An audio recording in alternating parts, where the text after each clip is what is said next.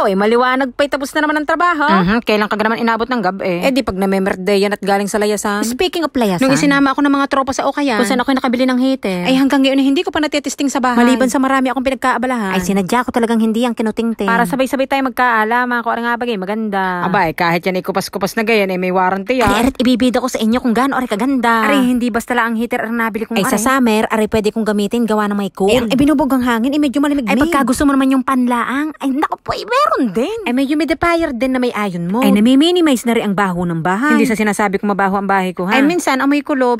Amoy ulam. Ay, yung ganamang hindi kayanin minsan ang exhaust. Ay, aray talagang nabili kong aray ang hindi ko pinagsisisihan. Kasahin kayo maraming nabiling pinagsisihan. Ay, yun naman ay yung mga noon-noon pa. Yun yung mga panahong bili ako ng bili na hindi ko pinag-iisipan. Ay, ang iniisip ko ngayon. Ay, ano kaya ang magiging reaksyon ng aking amo pag nakita rin dalawa-dalawang heater ko? Medyo ako'y nabuelo pa sa break time, huhuntahin ko muna. Uumpisahan ko sa... Inang ay pagkakalamig ng bumangon ngayon sa umaga. Ano? Pag sinabi niyang, oo nga, Ikaw, ano? Ay, magandang panimula. Lalo sa kwarto, yung heater sa sala, hindi abot doon. Ay, tunog reklamo na. Pag sinabing bumili ka ng heater pang kwarto. Yun. Yun talagang inaantay ko. Ay, ako'y tuong concern sa iisipin ng aking amo sa pagbili ko ng heater. Ay, gawa na siya ang nagbabayad ng aking mga utility bills. Ay, baka sabihin na may palibhasa libre, wala nang pakundangan. Abay, mahiya-hiya. Ikaw, ngayon pa nakaisip nung nakabili na. Inang, parang ako na-guilty doon ng Islam. Ay, maiintindihan niya naman siguro. Ay, kasi naman ako'y abutan niyang tigas na.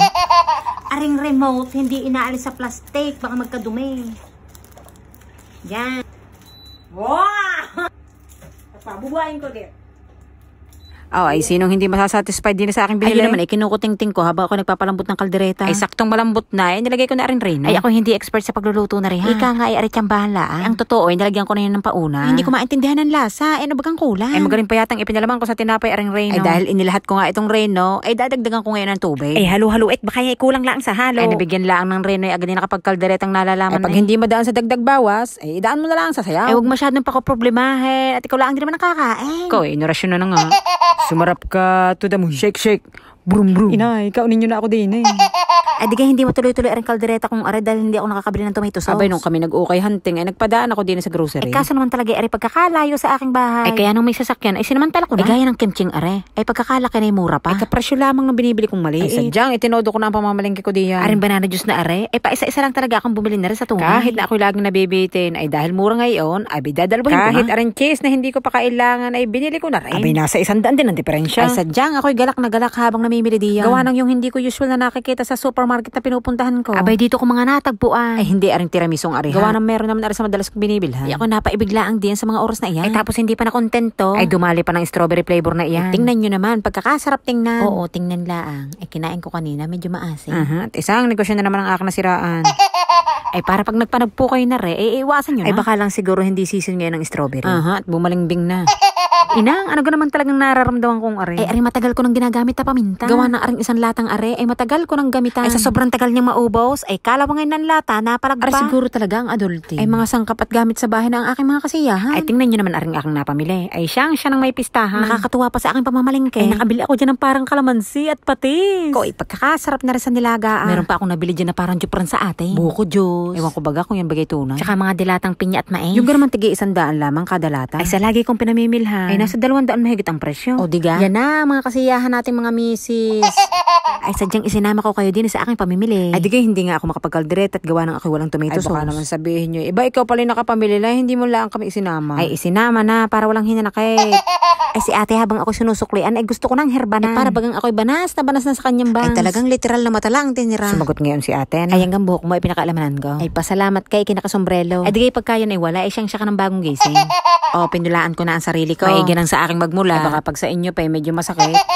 Ikaw, hindi magkaintindihan sa kanyang mga pinamili. Sa mga pinamili ko ay matagal na mga expiration. Pero bago ako pumunta sa pamilihang yan, paminta at tomato sauce lang talaga ang pakay ko. Nakadalawang basket pa nga. Pero wala naman ako pinagsisisihan doon, maliban doon sa strawberry maasim. Abay, nasa 300 din yata ang presyo noon. Ay, ganun talaga. Kailangan magkamali para matuto. Abay, alam nga naman makatikim muna ako sa bumili.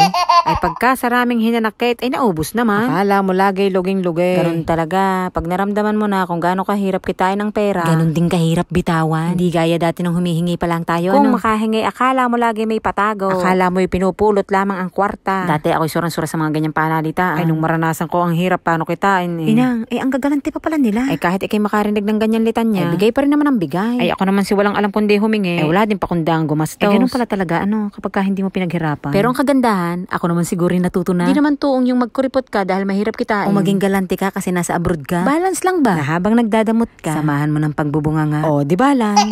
Oo, balas ng sampigay yung pagmumukha mo sa kaluwit kanan. Hindi. Ang akin lamang. Base sa naranasan ko sa buhay abroad, masayang makapagpasaya ng pamilya. Isa yun sa priority ko, bakit ako umalis. Pero nagtitira din ako para sa aking sarili. Para everybody happy. Yun naman ay diskarte ko lamang sa aking sarili. Ay real talk ha. Pero hindi yun applicable sa lahat ng OFW. Gawa ng iba-iba tayo ng sitwasyon. Madali ko yung nasasabi kasi wala naman akong ibang responsibilidad kundi ang inay. Wala akong asawa at anak na sinusuportahan. Wala din akong pamilyadong kapatid na sa akin nakasandal. Kaya madali ko yung nasasabi. Kaya wala akong karapatang mag-advise. Kasi iba't iba tayo ng sitwasyon. At iba't iba ang ating pinagdadaanan. Kung iisipin nyo, ang swerte naman ni Matit, wala masyadong obligasyon. Ako'y thankful kasi nasa ganito akong sitwasyon. Pero alam nyo ba, na-realize ko, laking advantage din kapag may umaasa sa'yo. Kapag andong ka na sa alanganing sitwasyon na gusto mo nang sumuko. Ay hindi pwede, maliit pa ang mga anak ko. Magkukulehiyo pa ang mga kapatid ko. Mga ganong sitwasyon ba? Na mapaghuhugutan mo ng lakas para lumaban. Kasalanan to ng maasim na strawberry. Balik na nga tayo dito sa akin niluluto. Kayo sinama ko lang naman sa aking pagkakapamalingke. Di kaya iniyabang ko sa inyo yung bigay sa aking pressure cooker. Hindi naman to matitigas ang karne din kaya hindi ko na ginamit. Ang totoo niyan, ako nanghihinayang madumihan. Gawa ng isang gamit lang ang gagawin ko doon. Para naman kalderetang hindi na mauulit. Lasahin ko may idea na kayo kung bakit hindi ko na uulitin. Ang importante ay makakain naman. Kaldereta naman ang itsura. Lasang spaghetti nga lang.